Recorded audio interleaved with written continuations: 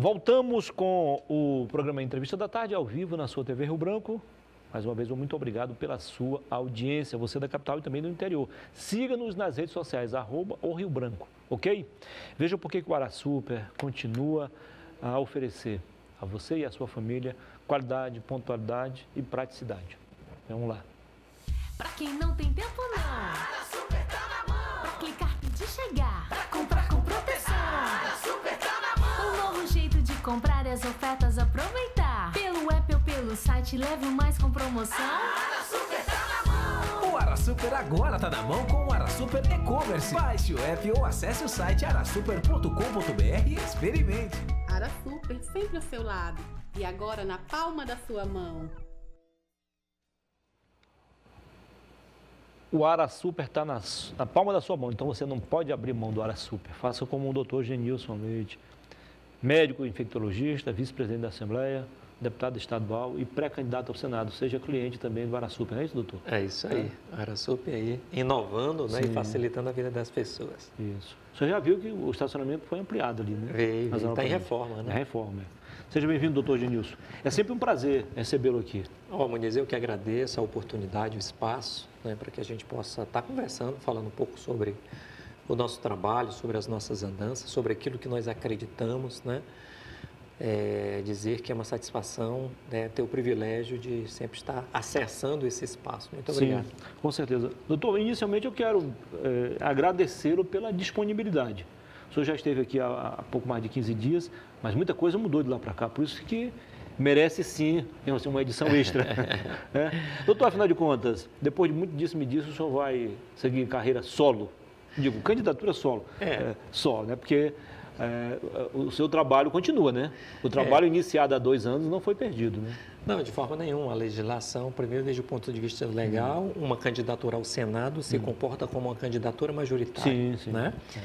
E nós viemos numa candidatura, numa pré-candidatura ao governo, sempre compreendendo uma questão que é fundamental, quem pleiteia, né, quem deseja ser candidato ao governo, juntar 3 elementos que são fundamentais. Ter o nome, que a população possa apreciar e que tenha chance de crescimento. Certo. Isso nós fomos crescendo, fomos tendo essa oportunidade, a população confiou no trabalho que nós já tínhamos feito. Sim. E disse, olha, esse cara tem condição de nos representar no governo. E a gente começou numa pesquisa a ter 2%, chegamos a ter 20% em algumas pesquisas aí que foram registradas e divulgadas. E viemos figurando em segundo lugar. Então tinha um nome. Claro. O segundo era a aliança, né? E o terceiro é a questão financeira. E aí, essa questão da aliança, nós tivemos muitas dificuldades. Agora, ela pode ser entendida também como estrutura, né? Estrutura. Não necessariamente financeira, mas tem que ter uma estrutura. Estrutura. E nós viemos sempre entendendo que ser candidato a governo, você não consegue ser sozinho, você precisa ter uma aliança. Porque quando você perguntar quem está cuidando da campanha lá em Assis Brasil, tem que ter uma aliança. Claro. Quem está cuidando da campanha em Marechal Taubaté. É impossível você desafiar a lei da física e estar em todos os lugares ao mesmo tempo. E nós vimos construindo com a federação, né, onde estão o Partido dos Trabalhadores, o PCdoB e o PV. Ocorre que essa construção, por uma série de questões, né, algumas, né, mais chatas, outras que a gente entende, que as pessoas se movem a partir dos seus interesses, a gente acabou não dando certo. Né? Não deu certo por quê? Porque nós tínhamos prazos também que precisavam, né, decisões serem tomadas. A gente sempre dizia, né, que a gente precisava dos prazos. Eu já via numa hora ele se apresentava como pré-candidato ao governo, outra hora como pré-candidato ao Senado, uma hora o Lula pedia para ele ser pré-candidato ao governo, outra hora pedia para ser pré-candidato ao Senado. E nós fomos perdendo nossos prazos diante da nossa direção nacional e disse, ó, a gente precisa definir, né? Nós precisamos de uma definição. Se você for ser candidato a governo, conte com a gente.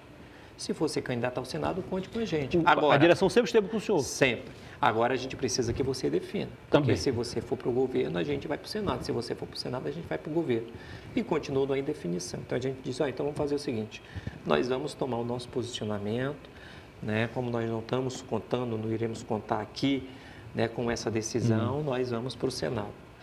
E aí decidimos, né? Viajamos um dia depois para a Nacional, que precisávamos levar esse posicionamento. Estamos com uma pré-candidatura ao governo e esse é o nosso intuito. Estamos conversando com a população, que também está abraçando muito. Ontem estive na Expo Acre e recebi vários depoimentos de pessoas que diziam, olha, eu estou muito confiante, né, no trabalho que o senhor pode fazer pela gente lá no Senado, trabalho que o senhor já fez ali na Assembleia, defendendo os servidores, defendendo a população. Eu não tenho dúvida que nós vamos ter um senador que vai nos representar muito bem e vai fazer de tudo para ajudar o Acre. Eu também estou convencido disso, Muniz. Eu, quando entro numa causa, eu entro com o coração. É por isso que nós hoje somos o deputado mais produtivo da Assembleia Legislativa e por isso que eu passo dos meus limites enquanto representante político para poder ajudar, como fiz na pandemia, né, quando me afastei do parlamento por 90 dias para ir para dentro da UTI porque estava faltando médico. Então, isso é uma demonstração que eu estou muito disposto, né, a ajudar a nossa população, a ajudar as pessoas que de fato estão precisando. Chegando ao Senado da República, eu sei a quantidade que eu posso ajudar o Acre. O senhor sente-se, nesse momento, preparado para isso? Em condições, né, disposto para ajudar a nossa população, para fazer o melhor pela nossa população. Né, estudei o Acre nesse período em que eu estive na pré-candidatura, andei já o Acre inteiro. Foi válida essa experiência? Estudei o Acre, né? Sei hoje os nossos problemas de ordem econômica, sei hoje os nossos problemas de ordem social, sei hoje que nós estamos muito atrasados nesse novo mundo da conectividade, da internet. Né? O Arasup, que nem você falou aí, inovou e os nossos governos... Né? Esses dias saiu uma pesquisa que o Acre é um dos piores estados em inovação tecnológica, em digitalização dos serviços públicos, em conectividade. E eu sei que o Senado da República é um ambiente em que você, pela força que tem, pode fazer muitos movimentos para ajudar a população. Legal. Na área de saúde, que sempre foi uma área que eu atuei muito, ajudei muito, eu não tenho dúvida da minha condição de poder ajudar a saúde do Acre, né, estando lá em Brasília, no Senado da República. Vou fazer duas perguntas ao mesmo tempo para a gente chegar a tempo. Dizer que a sua candidatura não é forte seria questionar os fatos. E você não pode questionar os fatos, né? Contra fatos não há argumento. Agora, o fato de não ter ao seu lado um candidato ao governo, isso não pode, de certa forma, atrapalhar seus planos? Olha, o candidato ao governo é um personagem importante numa candidatura majoritária, né? É um personagem importante. Porém, como a legislação permitiu, a nossa candidatura vai ser a candidatura majoritária. Nossa candidatura ao Senado vai ser a candidatura majoritária. Ia ser majoritária mesmo, porque é só uma vaga, né? Só uma vaga. Vai puxar, vaga. Se tiver que fazer comício, vamos fazer. Se tiver que fazer passeata, vamos fazer. Os programas eleitorais nós vamos estar lá, né? Vamos ter a nossa chapa de federal, nossa chapa de estadual. Tem uma boa chapa de federal? Temos uma boa chapa. Vamos ampliar as nossas alianças. Tem relações, né? Não só relações políticas, mas humanitárias com as pessoas desse Acre inteiro, né? Conheço muita gente, já ajudei muita gente, já fui ajudado. E eu acho que com o perfil que eu sempre tive na política, de fazer a política propositiva, a política em que você enxerga o outro que não é do seu campo ou que não está no seu lado como um adversário político e não um adversário pessoal, eu não tenho dúvida da nossa condição de ter muitos apoios, né, e muitas pessoas buscando conversar com a gente para poder nos ajudar nessa nossa candidatura, hoje pré-candidatura ao Senado. Ok, o MDB formulou um convite para o senhor compor a chapa como candidato ao Senado ou até de vice. O que aconteceu que não fluiu, então, ou seja, as negociações não avançaram a ponto de fechar, então, esse acordo? Olha, na verdade, o Flaviano fez essa, né? Eu vi ali no jornal que ele disse que ia fazer um convite.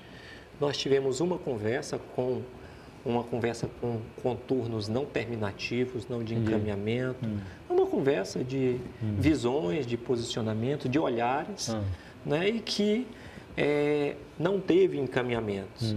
E a nossa conversa foi com ele, ficou por ali, e as forças vão se movendo, né? E as coisas vão acontecendo. Até mesmo porque quando nós lançamos a nossa pré-candidatura ao Senado, a minha colega médica Jéssica Salles, ela ainda era candidata. Sim, sim. Né? Ela estava candidata. Ela, depois que a gente lançou a nossa pré-candidatura, que ela desistiu, né? Aí foi quando o Flaviano fez essa declaração.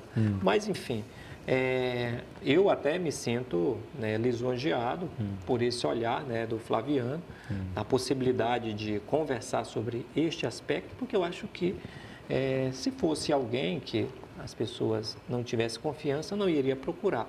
Mas, enfim, a nossa caminhada, independente dessa condição, ela já estava em curso e vai seguir, né? E se a gente tiver que mais na frente fazer novas conversas, a gente faz, não tem problema nenhum. O César Messias, que é o presidente de honra do partido, exerceu vários cargos. É o presidente de direito mesmo. Presidente de direito, pronto. Ele exerceu vários cargos, no legislativo e também no executivo. Qual a importância dele nessa sua caminhada? O César é uma peça central, né? Uma pessoa que tem muito prestígio, muitos contatos, né? E que sempre ajudou o nosso estado, quer seja como prefeito de Cruzeiro do Sul, quer seja como vice-governador, como deputado federal, né? Então, o César tem, sim, muita, inclusive tem sido um grande parceiro nessa caminhada. Tivemos agora na direção nacional, conversando com o presidente, conversamos com o Alckmin também, vice-presidente candidato a vice-presidente da República, enfim.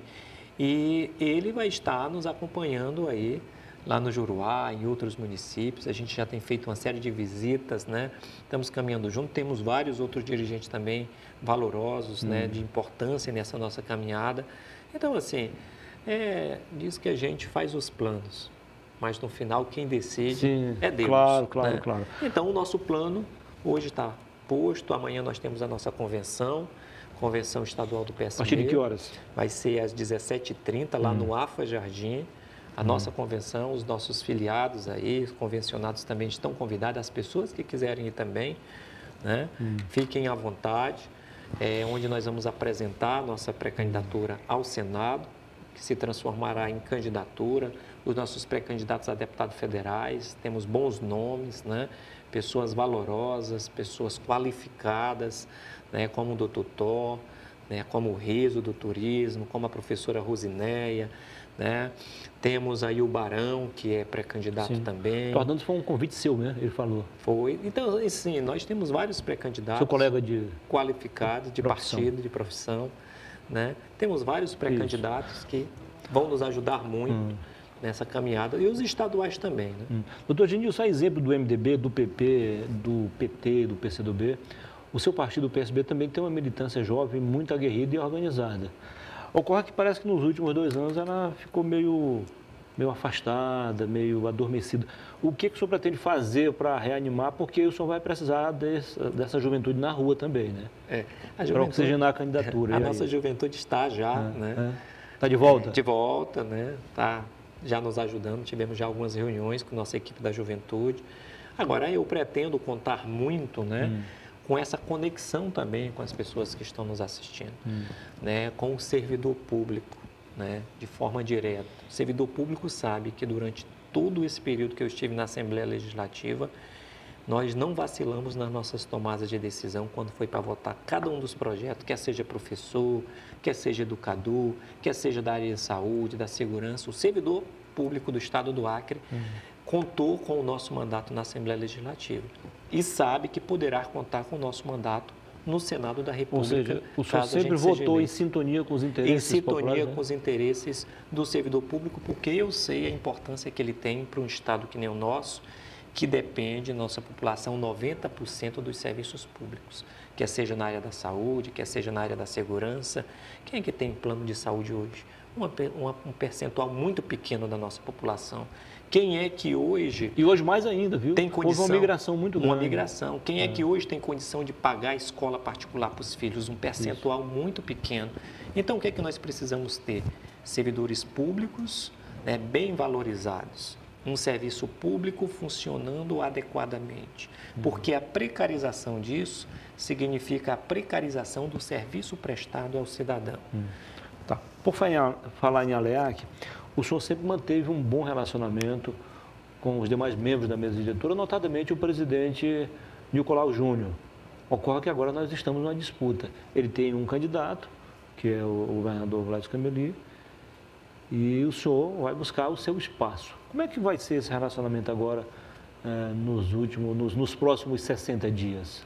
Olha, a gente separa muito bem a institucionalidade dos nossos interesses políticos, né? Inclusive eleitorais.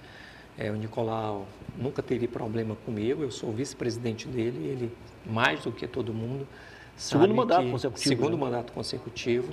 Ele sabe que sempre que ele saiu da Assembleia Legislativa e precisou viajar, ele teve um vice-presidente que não causou problema nenhum para ele. Né? Ele sabe que ele sempre que precisou de mim como vice-presidente, embora eu sendo de outra força política, ele sabe que eu nunca joguei bola nas costas dele. Então, é uma relação de confiança que foi construída e que, independente dos nossos interesses políticos, eleitorais, a nossa relação institucional se manterá do mesmo jeito. Entendi. O senhor obteve 2 mandatos pelo PCdoB, não é isso? Foi. O senhor saiu, não faz muito tempo, mas saiu pela porta da frente, não foi um parto sem dor. O senhor acredita que terá os comunistas também pedindo voto para o senhor agora nessa luta pela única vaga do Acre no Senado? Olha, essa questão são eles e a urna eletrônica, né? Mas, assim, eu tenho um bom relacionamento com todo o pessoal, né, do PCdoB, com os dirigentes, com a militância, são pessoas que têm meu respeito. Eu também gosto do respeito de muitos deles, né? Então, vamos ver os desdobramentos de todo esse processo que está em curso, né? Eu sei que também tem várias pessoas de outros partidos que também têm simpatia pela nossa caminhada, pelo trabalho que a gente faz, porque às vezes não é só a sigla, sabe, Muniz? Às vezes não é a sigla, às vezes são as relações também das pessoas. Com certeza. Eu vejo muita gente, assim, às vezes, por conta de uma sigla, né, apenas, se tornar um intransigente no relacionamento com as outras pessoas. Poxa, a nossa luta é por pão, é por emprego, é por água, é por saúde, né? A nossa luta é sobretudo por isso. E nisso todo mundo se unifica, né? Quem é que não quer lutar, né, por essas coisas? É por respeito às pessoas. Então, eu acho que a gente não pode ser intransigente quando as nossas necessidades humanas, elas falam mais importante do que o que o sujeito pensa do outro. O senhor me motivou a fazer a última pergunta, prometo. Evidentemente que o ex-senador Jorge Viana não ficou muito contente diante de tudo isso, mas o senhor tem a consciência tranquila de que agiu sempre com muita honestidade, com muita lisura e transparência nesse processo todo? Perfeitamente, né? Nós fizemos todo o processo. Não há nenhum sentimento de culpa? Não, nenhum sentimento de culpa, né? Nós fizemos todo o processo, fizemos toda a discussão, né? Há muitas coisas que eu, por exemplo, não gostei, né, da parte dele, do que aconteceu, né? Que eu não gostei mesmo, achei que não deveria ter acontecido. Subiram o tom em algum momento? Né? E em cima disso, nós tomamos a nossa decisão, né, de fazer a nossa luta, de fazer a nossa caminhada, entendendo que o que está em jogo são os interesses do nosso povo, o interesse da nossa população. Agora, nós vamos fazer essa disputa. Eu não sei se ele vai para o Senado, se vai para o governo, né? Se for para o Senado, a gente vai ter que disputar nas urnas. Se for para o governo, né, talvez esteja uma janela de conversa ainda, né? Mas, enfim, nós vamos fazer a nossa caminhada diante da autonomia que nós temos, a autonomia partidária, a independência também da sigla. Foi isso que nos disse também o nosso presidente nacional, né, que exatamente não compôs a federação porque queria que o PSB tivesse a sua autonomia de caminhar, né, de cuidar dos seus próprios destinos, enfim. E nós vamos, né, estamos convencidos disso, e só pedimos aí a Deus, né, sabedoria para, nesses próximos 60 dias, fazer o melhor possível e, se for eleito, trabalhar conforme eu venho trabalhando pela nossa população. Ok. Conversei aqui com o doutor Genilson Leite, deputado, médico infectologista e agora pré-candidato ao Senado pelo PSB. Foi um prazer, doutor. Muito obrigado. Sucesso. Pela Boa oportunidade. Sorte, tá? Muito obrigado. Depois do intervalo, eu volto para conversar com o Zé Matos. Ele é coordenador, né, diretor lá do Mercado da 6 de Agosto, que vive já a expectativa, contagem regressiva. Vem aí o 6 de agosto, mais uma festa. Até já.